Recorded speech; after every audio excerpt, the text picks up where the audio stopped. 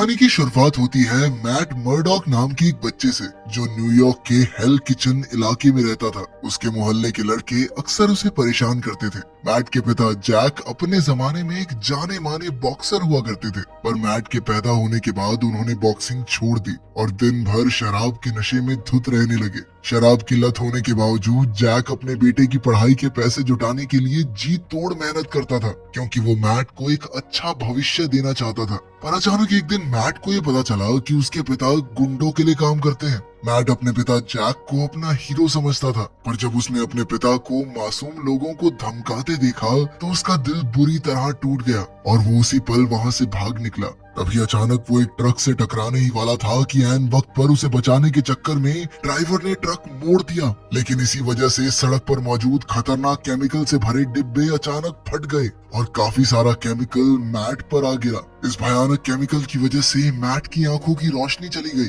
पर उसके शरीर के सेल्स में कुछ ऐसा चमत्कारी बदलाव हुआ कि उसकी बाकी सेंसेस की ताकत काफी ज्यादा बढ़ गई। अब वो बिना कुछ देखे अपने आसपास के सारे वातावरण को महसूस कर पा रहा था। जब मैट कोमा से बाहर आया तो वो काफी घबराया हुआ था, क्योंकि उसे अपनी नई शक्तियों को संभालना नहीं आता था। कुछ ही समय में जैक उसके कमरे में आया और उसे ये बुरी खबर दी कि उसकी आंखों की रोशनी चली गई है, मगर मैट ने कहा कि वो ये सब पहले से जानता है। तब मैट ने ही अपने पिता को हौसला दिया, क्योंकि जैक को बहुत पछतावा हो रहा था कि उसी की वजह से उसके बेटे के साथ इतना भयानक एक्सीडेंट हुआ। फिर अगले कुछ महीनों तक मैट ने कड़ी मेहनत से धीरे धीरे आंखों के बिना जीना सीखा। उसकी जिंदा दिली देखकर उसके पिता ने भी जोश में आकर फिर से बॉक्सिंग शुरू कर दी। उसने कई महीनों तक जी तोड़ ट्रेनिंग की और इतने सालों बाद बॉक्सिंग रिंग में वापसी की। अपने पिता की इतनी मेहनत से इंस्पायर होकर मैट भी बॉक्सिंग प्रैक्टिस करने लगा। जल्द ही उसे एहसास हुआ कि उसकी सुनने और छूने की शक्ति और तेजी से बढ़ रही है। अब वो इतना माहिर हो चुका था कि ये पूरा शहर मानो उसके खेल का मैदान बन गया था। अपनी शक्तियों की मदद से मैट का डर पूरी तरह गायब हो चुका था। अब तो उसके मोहल्ले के शरारती बच्चे भी उसका कुछ नहीं बिगाड़ पाते थे।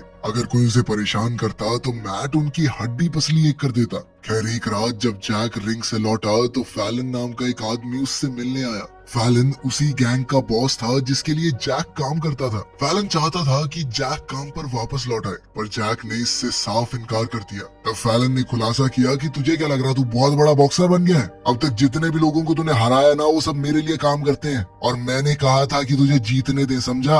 और आज तुझे हारना होगा, क्योंकि मैंने सट्टा लगाया तेरे हारने पर। अपनी और अपने बेटे की जान बचाने के लिए जैक जानबूझकर फाइट हारने को तैयार हो गया, लेकिन जैसे ही वो जमीन पर गिरा तो उसे अपने बेटे की आवाज सुनाई दी जो उसे जीतने का हौसला दे रहा था। तब जैक ने अपनी सारी ताकत इकट्ठा करके अपने ओपोनेंट पर जानलेवा वार कर दिया। ये देखकर फैलन आग बबूला हो गया और अब वो इतनी आसानी से मानने वाला नहीं था। उसी रात उसके गुंडों ने जैक को पकड़कर उसे बहुत बेरहमी से पीटा। जब तक मैट वहां पहुंचा तब तक उसके पिता की मौत हो चुकी थी। अब मैट एकदम अकेला हो चुका था और उसी पल उसने ठान लिया कि वो जरूरतमंद लोगों की मदद करेगा और उन पर अत्याचार करने वाले लोगों को सबक सिखा कर रहेगा।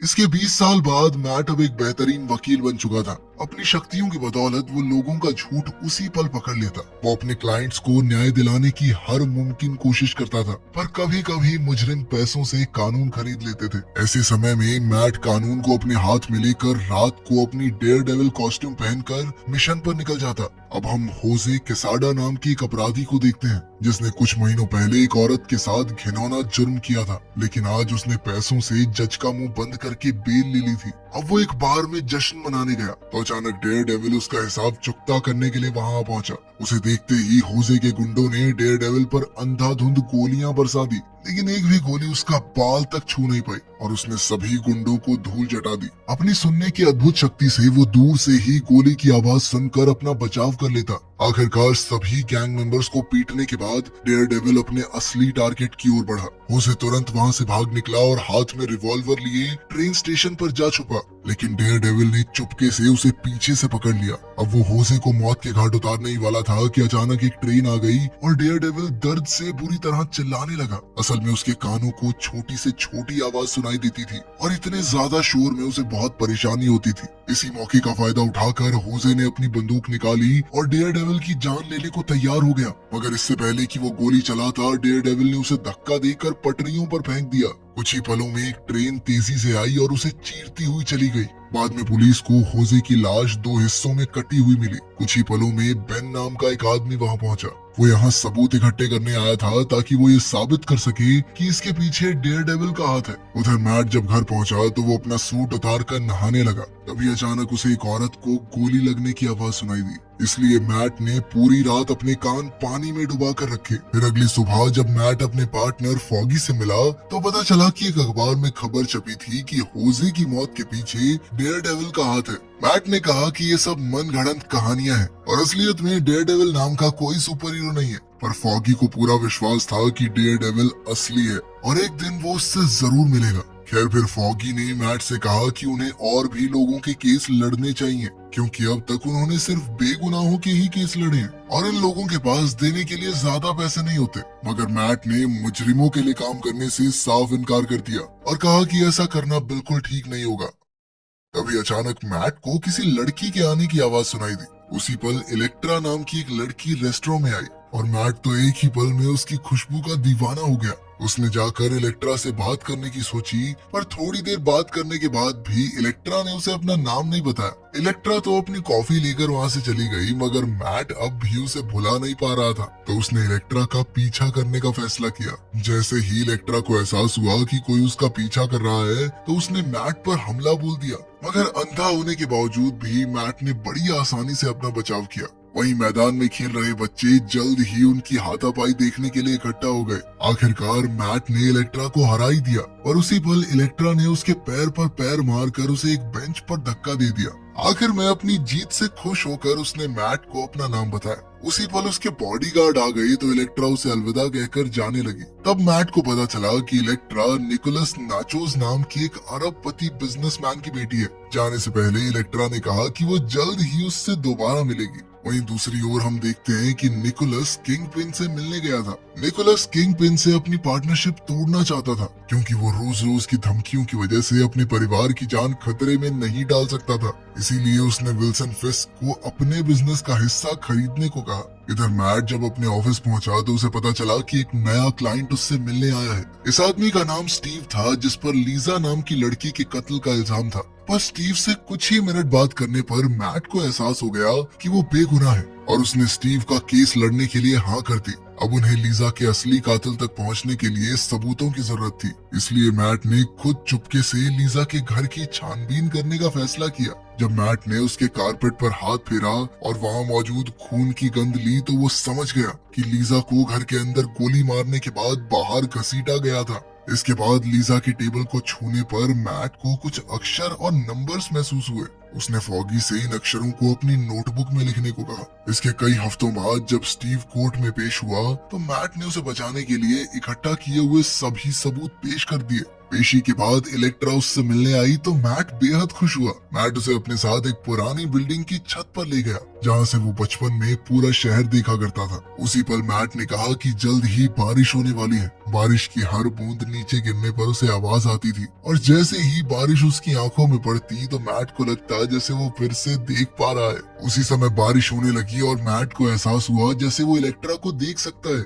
इलेक्ट्रा की खूबसूरती पर मैट का दिल आ गया और उसने इलेक्ट्रा को चूमने का फैसला किया। पर तभी अचानक उसे पास ही में हो रही लड़ाई की आवाजें सुनाई दी। अब मैट ने ना चाहते हुए भी इलेक्ट्रा को अलविदा कहा और अपना फर्ज निभाने निकल पड़ा।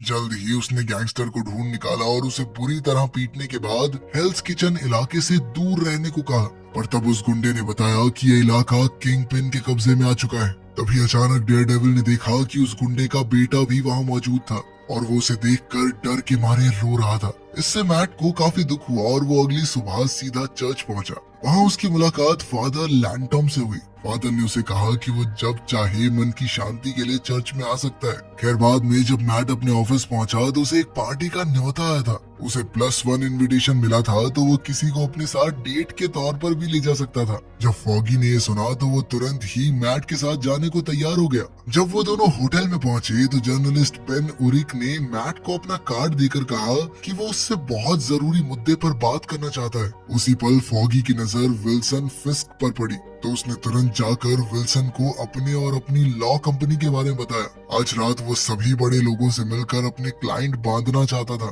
मगर उसी पल मैट ने कहा कि वो विल्सन के लिए केस नहीं लड़ सकता क्योंकि उनकी कंपनी सिर्फ बेगुनाहों के लिए केस लड़ती है। इतना कहते ही वो हॉल में इलेक्ट्रा को ढूंढने निकल पड़ा। कुछ ही पलों में वो इलेक्ट्रा की खुशबू के जरिए उस तक पहुंच गया। मैट ने इलेक्ट्रा से उस रात के लिए माफी मांगी क्योंकि वो अचानक उसे छोड़कर चला गया था, जिसके बाद वो दोनों एक साथ डांस करने लगे। तभी हम देखते हैं कि बुल्सआई नाम का एक खतरनाक गुंडा न्यूयॉर्क में आ पहुंचा था और उसने एक मासूम आदमी की जान लेकर उसकी मोटरसाइकिल छीन ली। उधर निकोलस अपनी बेटी को मैट के साथ डांस करता देखकर मुस्कुरा रहा था। कुछ ही पलों में विल्सन चुपके से वहां आया और उसके साथ पार्टनरशिप खत्म करके उसकी जेब में गुलाब का फूल रख गया। उसी पल निकोलस को एहसास हो गया कि उसकी जान को खतरा है, इसलिए वो तुरंत अपने बॉडीगार्ड्स के साथ वहां से जाने लगा। जैसे ही इलेक्ट्रा ने अपने पिता को जाते देखा तो वो समझ गई कि कुछ तो गड़बड़ है और वो उनसे बात करने पहुंची। पर तब निकोलस ने इलेक्ट्रा को भी बॉडीगार्ड्स के साथ घर वापस जाने को कहा। इलेक्ट्रा को कुछ समझ नहीं आ रहा था, पर फिर भी वो मैट को अलविदा कहकर अपनी लिमोजिन में बैठकर निकल गई। इधर मैट को इलेक्ट्रा की सेफ्टी की चिंता हो रही थी, इसीलिए उसने फटाफट अपनी कॉस्ट्यूम पहनी और उसके पीछे निकल पड़ा। जल्द ही उसने देखा कि मोटरसाइकिल पर बैठा एक आदमी तेजी से इलेक्ट्रा का पीछा कर रहा था। मैट समझ गया कि इलेक्ट्रा और निकोलस की जान को खतरा है। इधर बुल्सआई ने अपनी बेल्ट से निकले 2 ब्लेड्स फेंककर इलेक्ट्रा के ड्राइवर और बॉडीगार्ड को मार डाला और अचानक इलेक्ट्रा की लिमोजीन एक वैन से जा टकराई। अब बुल्सआई इलेक्ट्रा पर हमला करने को तैयार था, पर ऐन वक्त पर डेयरडेविल उसे बचाने आ गया। बुल्सआई ने डेयरडेविल की ओर तेज तर्रार ब्लेड फेंका, पर डेयरडेविल ऐन वक्त पर दूर हट गया। ये देखकर बुल्सआई भी हक्का बक्का रह गया, क्योंकि आज तक उसका निशाना खाली नहीं गया था। अब बुल्सआई ने अपने रास्ते में आने वाली इस अड़चन को मिटाने का फैसला कर लिया था, इसलिए वो मैट को अपनी बाइक से कुचलने निकल गया। लेकिन तभी मैट ने उसके सर पर जोरदार लात मारकर उसे दूर फेंक दिया। सच तो ये था कि बुल्सआई को किंगपिन ने निकोलस का खात्मा करने के लिए भेजा था। तब बुल्सआई ने डेयरडेविल का डंडा छीनकर सीधा निकोलस की तरफ फेंक दिया। इस बार उसका निशाना सीधा ठिकाने पर लगा था। इधर इलेक्ट्रा को लगा कि उसके पिता पर हमला करने वाला इंसान डेयरडेविल है। उसने उसी पल डेयरडेविल पर अंधाधुंध गोलियां बरसा दी। जब उसकी गोलियां खत्म हुई तो वो अपने पिता के पास बैठकर फूट फूट कर रोने लगी, क्योंकि अब उन्हें हॉस्पिटल ले जाने के लिए भी बहुत देर हो चुकी थी। उधर निकोलस की मौत के बाद जब मैट घर लौटा तो वो बहुत गुस्से में था, क्योंकि उसे खुद से नफरत हो रही थी, क्योंकि एक लड़की को पसंद करता था, उसकी सुरक्षा करने में भी नाकामयाब हो गया। खैर अगले दिन बुल्सआई ने किंगपिन के एक सिक्योरिटी गार्ड को मार डाला और उसके ऑफिस में घुस आया। किंगपिन ने उसे खूब शाबाशी दी, क्योंकि बुल्सआई ने न सिर्फ निकोलस को मार डाला था, बल्कि उसकी मौत का इल्जाम डेयरडेविल पर भी लगा दिया। लेकिन बुल्सआई अब भी शांति से बैठने वाला नहीं था, क्योंकि जिंदगी में पहली बार उसका निशाना चूका था। अब अपना बदला पूरा करने के लिए बुल्सआई ने डेयरडेविल को खत्म करने का फैसला कर लिया।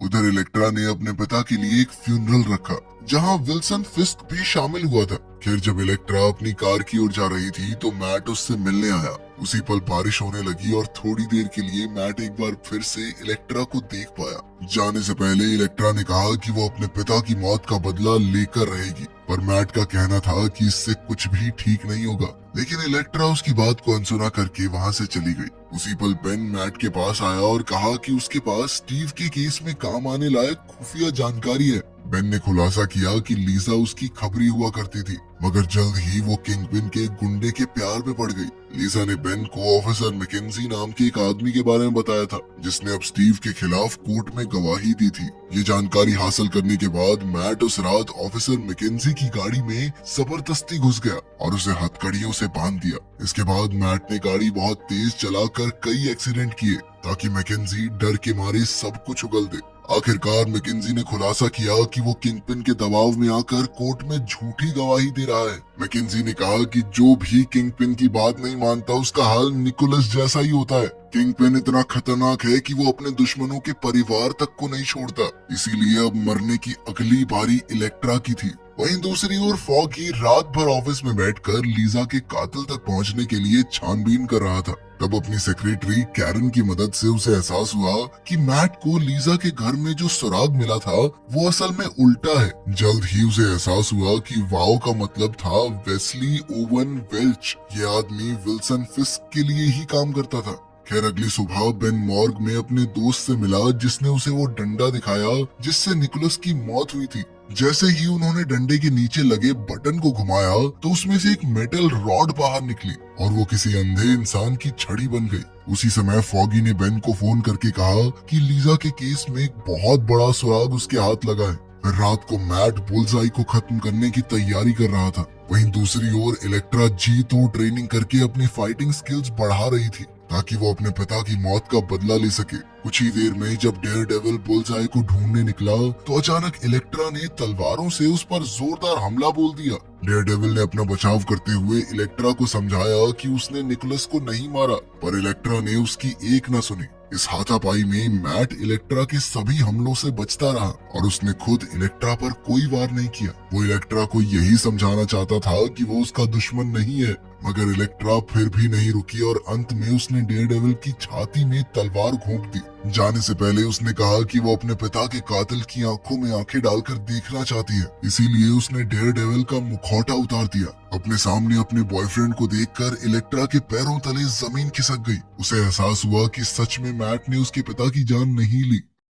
इसके कुछ देर बाद बुलजाई भी वहां आ गया तो मैट ने इलेक्ट्रा को फटाफट छुप जाने को कहा, लेकिन इलेक्ट्रा पीछे नहीं हटी और बुलजाई से बदला लेने के लिए उसकी तरफ तेजी से चाकू फेंक दिया, मगर बुलजाई ने वो चाकू पकड़कर वापस इलेक्ट्रा पर ही निशाना साध दिया जो सीधा उसकी हथेली में जा लगा। इलेक्ट्रा ने बड़ी मुश्किल से चाकू अपने हाथ से निकाला और अपना दर्द भुलाकर बुलजाई का मुकाबला करने निकल पड़ी, लेकिन बुलजाई एक मंजा हुआ खिलाड़ी था जो आज तक एक भी फाइट नहीं आ रहा था। उसने कुछ ही पलों में इलेक्ट्रा को दूर फेंक दिया और एक ताश के पत्ते से वार किया जिससे उसकी गर्दन से खून बहने लगा। जब मैट ने अपनी गर्लफ्रेंड को मुसीबत में देखा तो उसने उसकी मदद करने की कोशिश की, लेकिन उसकी हालत इतनी नाजुक थी कि वो खड़ा भी नहीं हो पाया। उधर बुलजाई ने अंत में इलेक्ट्रा को गर्दन से उठाकर उसके पेट में तलवार घोंप दी ताकि उसके जिंदा रहने की कोई उम्मीद न बचे। तभी अचानक आसमान में एक पुलिस हेलीकॉप्टर आ पहुंचा और उन्होंने बुलजाई को घुटनों के बल बैठ जाने को कहा, मगर बुलजाई इलेक्ट्रा पर एक गुलाब फेंककर वहां से भाग निकला।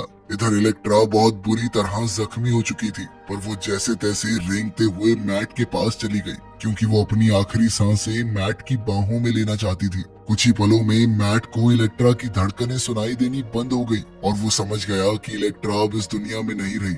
उसी पल उसे पुलिस के आने की आवाज सुनाई दी तो वो इलेक्ट्रा की लाश को वहीं छोड़कर गायब हो गया। इधर डिटेक्टिव निक को इलेक्ट्रा की लाश मिली। वहीं मैट पुलिस से बचने के लिए चर्च में छुप गया था। वहां फादर लैंटम ने उसके जख्मों पर मरहम पट्टी की। कुछ ही समय में बुलजाई भी चर्च में घुस आया और उसने सीधा फादर के पास चाकू फेंककर अपने आने का ऐलान किया। उसी समय डेयरडेविल ने फादर को पीछे के दरवाजे से भागकर पुलिस को खबर करने को कहा। इसके बाद डेयरडेविल और बुलजाई के बीच युद्ध शुरू हो गया। बुलजाई ने उस पर तरह तरह के वार किए, लेकिन डेयरडेविल ने अपने खास डंडे से उसका जवाब दिया। वो बुलजाई को जख्मी करने में कामयाब रहा और जैसे ही उसने भागने की कोशिश की तो डेयरडेविल उसके पीछे दौड़ा। अब वो दोनों चर्च के पिलर्स से लटके हुए थे कि अचानक से कुछ चमगादड़ों का झुंड उन पर टूट पड़ा और डेयरडेविल पिलर से नीचे जा गिरा, मगर जमीन पर गिरने से पहले उसने अपनी रस्सी से खुद को वापस ऊपर खींच लिया और एक बार फिर बुलजाई के साथ लड़ने लगा। इस जबरदस्त मुकाबले में बुलजाई को एहसास हो गया कि वो हारने वाला है, इसीलिए उसने भागने की कोशिश की, पर मैट अब भी उसका पीछा नहीं छोड़ रहा था। तब बुलजाई ने अपने सभी ब्लेड्स एक साथ उसकी तरफ फेंक दिए, पर डेयरडेविल ने उन्हें हवा में ही पकड़ लिया और वापस बुलजाई पर वार किया। जल्द ही बुलजाई के ब्लेड्स उसके माथे पर जा लगे और वो चर्च की खिड़की से बाहर जा गिरा। अब उसने टूटे कांच के टुकड़े इकट्ठा किए और डेयरडेविल पर निशाना लगाया, पर वो इस बार भी सही सलामत बच गया। आखिरकार बुलजाई को एक तरकीब सूझी और उसने जोर जोर से चर्च की घंटी को बजाना शुरू कर दिया ताकि उसके शोर से डेयरडेविल को तकलीफ हो। उसकी तरकीब कामयाब रही क्योंकि अब डेयरडेविल अपने कान बंद करके पूरी तरह करहा रहा था। इधर पुलिस भी चर्च में घुस आई थी। आखिरकार अब बुलजाई ने डेयरडेविल को कमजोर करके उस पर बेरहमी से हमला किया। वो जानबूझकर और ज्यादा शोर पैदा कर रहा था। बातों ही बातों में बुलजाई ने खुलासा किया कि विल्सन फिस्क ही असली किंगपिन है। जब भी विल्सन के गुंडे किसी की जान लेते थे तो वो निशानी के तौर पर उस पर एक गुलाब का फूल छोड़ जाते। ये सुनकर मैट को एहसास हुआ कि कई साल पहले उसके पिता को भी विल्सन के आदमियों ने ही मारा था। अब बुल्सआई उसके दिल में चाकू घोंपकर उसका काम तमाम करने ही वाला था कि डेयरडेविल ने ऐन वक्त पर उसे रोक दिया। तभी उसे पुलिस की चलाई एक गोली की आवाज सुनाई दी, तो उसने बुल्सआई का हाथ आगे कर दिया, जिससे वो गोली बुल्सआई को लग गई। बुल्सआई ने जख्मी होने के बाद डेयरडेविल के सामने घुटने टेक दिए। तब डेयरडेविल ने उसे उठाकर खिड़की से बाहर फेंक दिया और वो सीधा बेन की गाड़ी के शीशे पर जा गिरा। इसके बाद डेयरडेविल किंगपिन का किस्सा खत्म करने निकल पड़ा। पर जैसे ही वो विल्सन की बिल्डिंग में पहुंचा तो उसने देखा कि विल्सन पहले से उसका इंतजार कर रहा था। विल्सन का मुकाबला करना इतना आसान नहीं था। विल्सन बहुत ताकतवर था और उसने उसे उठाकर कांच के दरवाजे पर दे मारा, जिसके टूटने के शोर से डेयरडेविल को बहुत दर्द हुआ। विल्सन ने इसी मौके का फायदा उठाकर उसे दीवार पर पटक दिया। आखिरकार उसने अपने डेस्क से एक गुलाब निकाला और फिर डेयरडेविल का मुखौटा हटा दिया। जब उसके सामने मैट का असली चेहरा आया तो वो एकदम हैरान रह गया। उसे यकीन नहीं हो रहा था कि एक अंधा वकील न्यूयॉर्क का सबसे ताकतवर सुपर हीरो है। खैर, अब विल्सन उसका सर धड़ से अलग करने ही वाला था कि ऐन वक्त पर मैट ने आग बुझाने के लिए लगाए स्प्रिंकलर्स ऑन कर दिए। पानी गिरने पर अब मैट अपने दुश्मन को देख पा रहा था और तभी उसने विल्सन पर जबरदस्त हमला बोल दिया। उसी समय उसे पास ही में पुलिस की गाड़ियों के आने की आवाज सुनाई दी और उसने गाड़ी के रेडियो से सुना कि बेन ने डिटेक्टिव निक को किंगपिन की असलियत के बारे में बता दिया था। अब विल्सन को गिरफ्तार कर लिया जाएगा और वो पूरी जिंदगी जेल में बिताएगा। आखिरकार मैट उसे वहीं छोड़कर अपने घर लौट आया। फिर अगले दिन स्टीव को केस से बरी कर दिया गया, क्योंकि फॉगी ने कोर्ट में साबित कर दिया था कि वेस्ले ने विल्सन के कहने पर लीजा की जान ली थी। दोपहर के समय मैट चर्च में फादर लैंटन से मिलने गया। वहाँ उसकी मुलाकात बेन से हुई। बेन ने उसे बताया कि वो अगली कहानी लिख रहा है, जिसका नाम होगा अंधा कानून। इस कहानी में वो पूरी दुनिया के सामने डेयरडेविल की असलियत का पर्दाफाश करने वाला था। मगर अंत में जब बेन ने अपना आर्टिकल पूरा कर लिया तो उसने सब कुछ डिलीट करने का फैसला किया, क्योंकि अगर डेयरडेविल इन सड़कों पर नहीं रहेगा तो अपराधी न जाने क्या करने लगेंगे। वीडियो पसंद आई तो लाइक कर देना, चैनल को सब्सक्राइब कर लेना। मिलते हैं अगली वीडियो में।